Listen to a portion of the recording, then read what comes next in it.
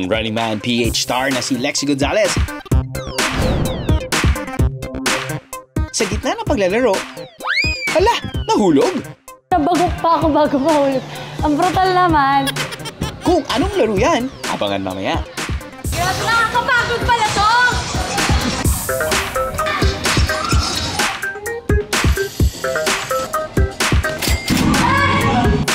Namatay!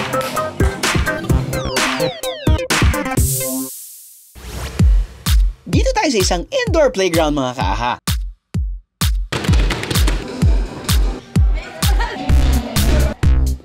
Kung saan ang task ni Lexie, subukan ang mga laro at i-rate ang mga ito from 1 to 10. Mula sa mga laro na malahigante, hanggang sa mga laro na gumagamit ng makabagong teknolohiya. Handa na ba kayo maglaro?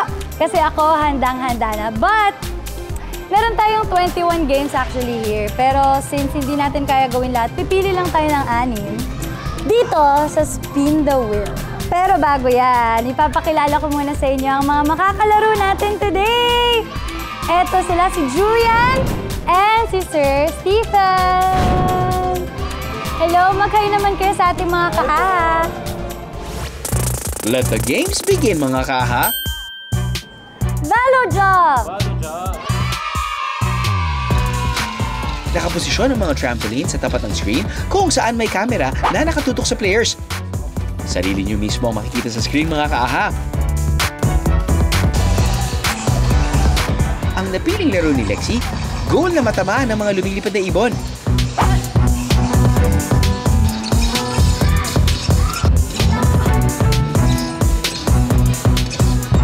Grabe, nakakapagod pala to! Ang mga camera sa harap may sensor, kaya nakakapture nito ang movement ng player at nami-mirror sa game. Na-enjoy ko kasi ang ganda ng visuals. And para akong nasa loob mismo ng mobile game or computer game. So ito, bibigyan ko muna siya ng 6. Actually, hindi. Sige, mga 7. Masaya siya eh. Actually, kaya siya ganun lang kababa kasi gusto ko pang bigyan ng chance yung ibang game. Next game, here we go! Ano kaya? Super Pinball. Ano yun? Katulad ito ng pinball na nalalaro sa computer noon mga kaaha. But in real life at upsized. May isang minuto ang players para tamaan ng bola ang mga score na nasa harap nila. At ang catch, dapat sipain lang nila ang bola ala football. Dahil mas masaya ito laruin ng may kasama, kasangga ni Lexie Stephen. Sa laro na ito, masusubok naman ang accuracy ng player sa pagsipa ng bola papunta sa target scores. Isa rin to sa mga favorite kong computer games. Before, it's good to see it in person. Ito pala yung feeling sa loob ng video game. Mas nakakapagod to compared to the other 2 games na nagawa na natin. Mas thrilling siya, so I would rate it ng 8. Mas better lang siya ng onte compared to the others. Ang hirap actually kasi masaya lahat, pero kita nyo, hingal na hingal lang ako. Alam niyo ba na ang kauna-unahang indoor playground might be traced back to a gymnasium in Germany from the 1920s? Nilagyan ito ng mga rope, bars, and ladders na agad namang nagustuhan ng mga bata. At mula noon, kumalat na ang konsepto ng indoor playground sa Europe and eventually all over the world. Pero mga colorful indoor playground na alam natin ngayon na padded na for the safety of the kids, na-develop pa raw noong 1980s. But the specific playground kung nasaan tayo ngayon, nagbukas ang kanilang unang branch all the way from Finland. Kaya ang mga technology nila rito, karamihan daw ay mula pa roon. Ngayon, balikan naman natin si Lexie at ang kanyang may wagang ruleta. Valo climb! Let's go! Sa dingding na ito, may nakatutok na projector at sensor na susunod sa player. Para sa napiling laro ni Lexie, kailangan niyang itap ang numbers ng magkasunod-sunod habang nagwo-wall climbing. Alam niyo ba ang wall climbing ay mako-consider na whole body workout? Iba't ibang muscle group kasi ang nagagamit para dito. At itong si Lexie, nakuha lang naman ang best score of all time sa level na napili niya. Natapos lang naman niya ito in 31 seconds. Hirap! Yes! Ang saya! Pumunta kayo dito, i-beat niya yung record ko. Wow! Akala mo talaga. Nakakapagod siya. Siya pinaka-nakakapagod among them all. So I would rate it ng, sa tingin ko ibibigay ko na dito yung 10. Ngayon naman, balikan na natin ang laro na nagpa-fall kay Lexi. Nabagok pa ako bago mahulog. Ang brutal naman. Dito nangyari yan sa Valo Arena. Isang augmented reality game kung saan gumuguho ang floor.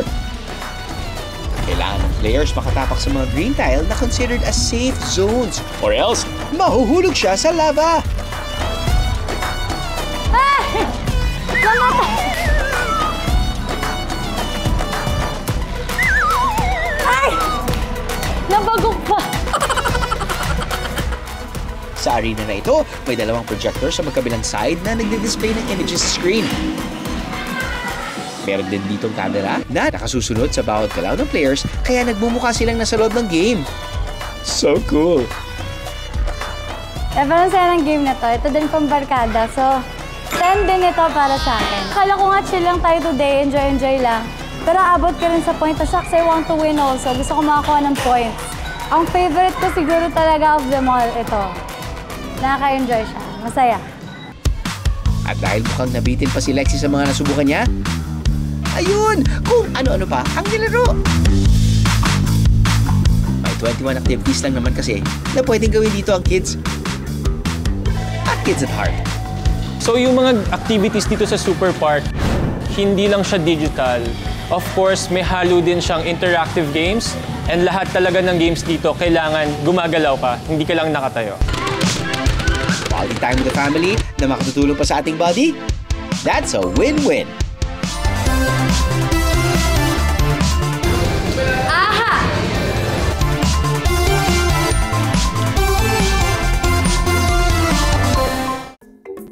Pasintabi po sa mga kumakain pa dyan. Medyo umaling asawang amoy ng ibabahagi kong kaalaman ngayong umaga. Ang ilang mga hayop kasi, kaya raw magtanim sa pamagitan ng kanilang dumi. Yung mga bungang kahoy na kinakain nila, yung mga bunga ng mga prutas na kinakain nila, yung mga ripe, kinakain nila yan. Tapos, usually nagta-travel sila. As they travel, na-reach nila yung certain destination nila. Pag nag-poop sila doon, nadi-disperse ngayon yung seed. Ito pa ang amazing. Hindi lang daw kalikasan ang nakikinabang sa poop ng mga hayop, pati mga tao na rin. You heard it right, guys. Here are AHA's top 3 useful animal poops. First on the list, ang paniki. Ang tawag sa poop nila, guano. Nagiging fertilizer yan. Kasi rich sila doon sa sa mga minerals na yung mga phosphorus na nitrates, ganyan. Kung yung fertilizer na artificial na ginagamit natin, sometimes nakakaluto ng mga halaman katulad na nasa likod, no? Yung natural, yung hindi. Ang mga paniki raw na ito, hindi yung mga nakikita natin kumakain ng prutas na fruit bat. Sa halip, sila yung mga cave bat na pawang insectivore o insekto ang kinakain. Since kinakain nila noon, rich and chitin's, yung kanilang kinakain, yung pinaka-shells ng insects, yung balat niya. So, dinudumi rin nila yon. So, mataas yung mga minerals na nahandoon sa kanya. Na pag naipon, nagpa-pile up yun, meron mga insekto rin na naghahalo, kumakain doon, hanggang sa maging tama na harvest nila para magamit nila as fertilizer. Mas mahal yata yan sa regular na fertilizer na nakikita natin.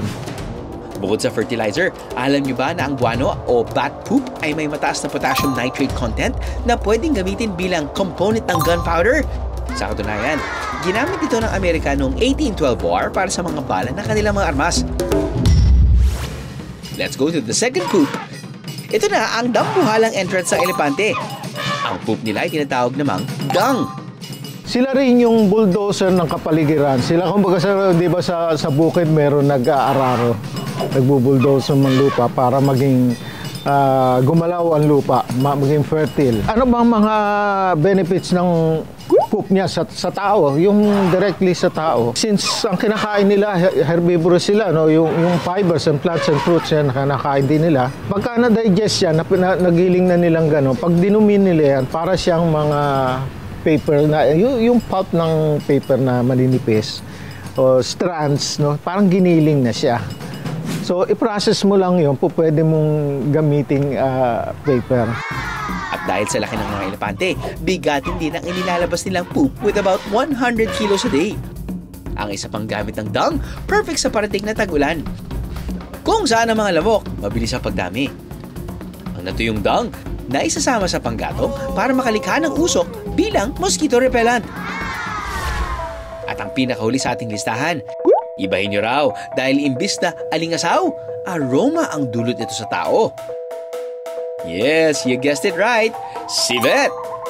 Sa civet cat naman, usually kasi ito yung mga omnivore na species ng hayop na umakyat sa puno. Meron silang tinatawag na palm civet at saka malay civet. Yung palm civet, usually sinasabi natin na yung kinukunan ng mga beans, kumakain ng beans at yung poop nila, ginaharvest yan at ginagawang kape. Ganito kasi yan, ang mga Asian palm civet ay mahilig kumain ng mga coffee cherry. Kapag dumaan ito sa digestive enzymes nila, nagkakaroon ito ng fermentation na nagbibigay sa coffee beans ng kakaibang lasa at aroma. Kapag inilabas na nila ito, nililinis, pinatutuyo at pinoproseso ito na gaya sa ibang kape. Ang partikular na kapeng ito, tinatawag namang luwak. Pero paalala ng animal expert, kailangan dumaan sa natural process ang pagkuha ng coffee bean mula sa civet, okay? Yung iba nagpa-farm ng civet kasama doon sa coffee para siya nag-harvest. And yung iba naman, binibigyan lang nila ng pagkain which is wrong. Kasi one is doon sa animal welfare, kailangan ma-ensure mo yung hayop is properly taken care of. At natural way is sila ang pumili ng mga coffee bean. Kasi yung tamang hinog na para sa kanila, na edible sa kanila, yun ang mas mataas ang value raw. Bukod sa kape, alam nyo ba? May nagagamit ng ingredient mula sa civet para sa paggawa ng pabango. Meron silang anal sac na nagsisikret, yung anal gland nila na nagsisikret ng musk, na usually ginagawa naman siyang perfume. May preservative ng perfume. O ha? Na-amaze ba kayo? Patunay lang yan na lahat tayo sa mundo magkakaugnay at may kanya-kanyang ginagampanang papel sa buhay. Mapatao, hayop o halaman. Aha!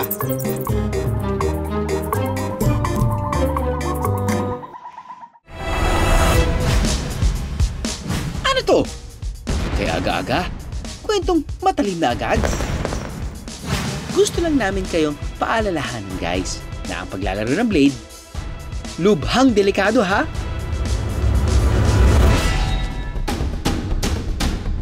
May nasagap kasi kaming balita na isang physical therapist daw sa Mandaluyong ang nangangako ng ginhawa sa katawan gamit ang blade.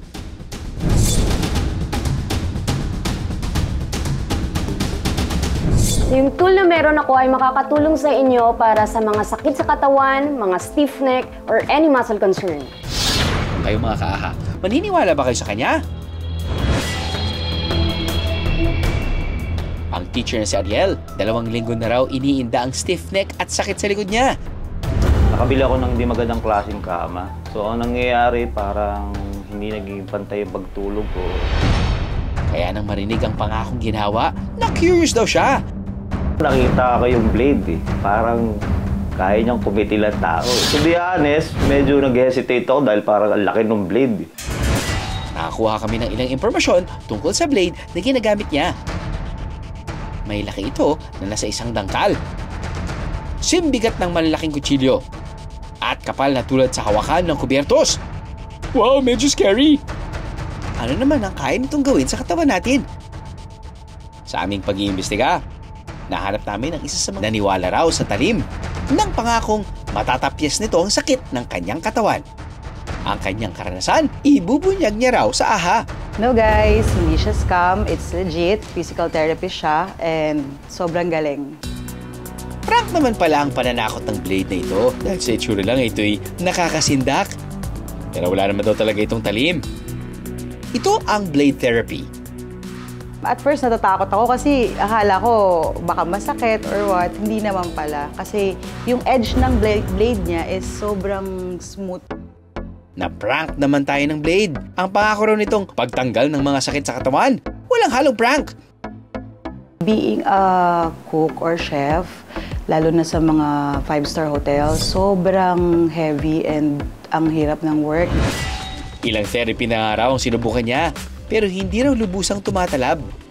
Nakita ko may blade yung ginaganon siya sa likod. So na-curious ako, what's that? And then nung na-try ko siya, sobrang na-relieve ako. Itong blade na to, itong tool na to, ay dinisenyo, dinevelop para makatulong sa muscle pain, mag-improve ng circulation, mag-prevent ng injuries, at for relaxation. Hindi siya blade. Mukha lang siyang blade. Isang licensed physical therapist si Kimberly sa Roa City. At lumuwas siya para mag-master sa nasabing field. Sa tulong ng blade therapy, naayos daw ang crumpled muscles ng katawan. Oh, I'm so lucky today. Meron akong nararamdaman. Anyway, bukod sa muscles, target din ito ang fascia. Ito ang manipis na casing of connective tissue na siyang bumabalot sa bawat organ. Blood vessel, bone, nerve fiber, at syempre pa, muscles. At mapapanatili sila sa tamang pwesto. Pero hindi to basta-basta protection lang guys ha, dahil may nerves din dito, kaya sensitive din ito tulad ng ating balat. It tightens up when stressed. Ang blade therapy daw, malaking tulong para sa mga taong very active ang physical activities. Kadalasan daw sa mga kliyente ni Kimberly ay mga atleta. Ang ilang mga sikat na artista, lumalapit din sa kanya.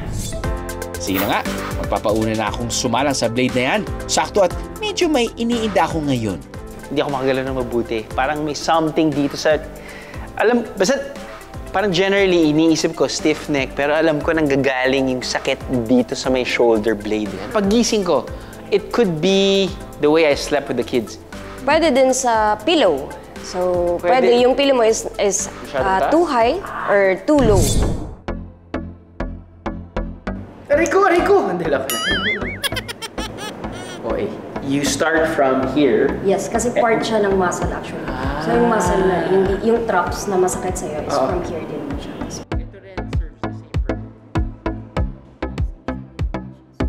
Wow, ramdam na ramdam ko.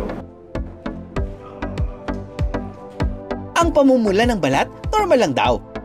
Matapos ito, mararamdaman na agad ang ginhawa pagkagising kinabukasan. Ayos! Alam niyo ba na nagsimula ang konsepto ng physical therapy noong 1813? Ito ang pagsama-sama ng massage, manipulation, and exercise na pinangunahan ng tinaguriang the father of Swedish gymnastics na si Per Henrik Ling. Over the years, unti-unti itong na-develop at nagkaroon ng iba't ibang approach, hindi lang para palakasin ang muscles, kundi pati na rin sa ilang sakit tulad ng paralysis. Kaya naiiba ito sa mga pangkaraniwang masahe. Massage is for relaxation. This one naman kasi is for treatment talaga. So kahit sino pwede magpa-treatment ng ganito. Alam niyo ba na may iba't ibang techniques ng therapy na ginagawa sa iba't ibang bansa? Bukod sa mga pagpapatunog ng buto, nariyan din ang paggamit ng apoy. Maging mga hayop na gagamit sa masahe. Going back, buo na raw ang loob ni Ariel para gawin ang blade therapy. Sige, game, laban. Try natin yung blade na yan. Kung talagang mawawala itong sakit ng leg ko tsaka likod. Pwede po kayong lumingon dito sa left. Left. Tapos sa right. Okay.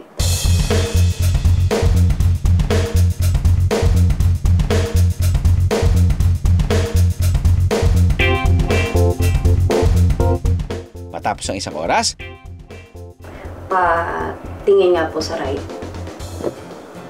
Ayan. Tapos sa left. Tapos yung ginawa niyo po kanina sa down. Down po. Yan. Tapos turn right. Turn left. Alilingon ko na maayos. Parang na-trip yung sakit. Ano pong feeling magaan? Oo, magaan siya. Parang nawala yung sakit. Magic ba, sir? Magic? Yan na lang, magic? Hindi magic. Miracle. Sige, sir. Madali lang daw hanapin si Kimberly sa Instagram at TikTok for appointment. O paalala lang mga kaaha, Hindi po lahat ng parang mukhang blade or mukhang pwede na siya pang hagod or what, pwede nyo na pong gamitin. Kasi ito po ay naaral po namin, nagtitraining po kami. hindi na kailangan dumaan pa sa butas ng karayom ang road to recovery. Thanks to the Blade Therapy.